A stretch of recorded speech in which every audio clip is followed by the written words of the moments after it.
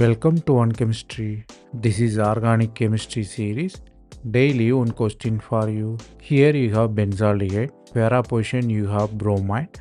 Two different reaction. One is nucleophilic addition at the carbonyl. On the contrary, same compound added for the bromine substitution. You have to find what are all the reagents, what are all the steps involved in that. The reaction is simple. Nucleophilic addition to carbonyl is easy because if you add Grignard reagent, product will be easy. On the contrary, long steps and reagents are required. Here you have carbonyl, which is aldehyde. It's very reactive. To conduct the reaction at the para position, you need to protect it. So we protect with diol. Diol protect the carbonyl and dampen the carbonyl group. Then if you add magnesium, you have Grignard reagent. Grignard reagent create the nucleophile. Then the addition, which is nucleophilic addition, lead to the required product. Then if you deproduct it, you will get the desired product.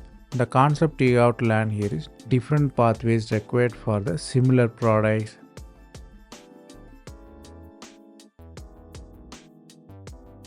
That's all from this video. Thanks for watching. If you have any suggestion or feedback, comment below.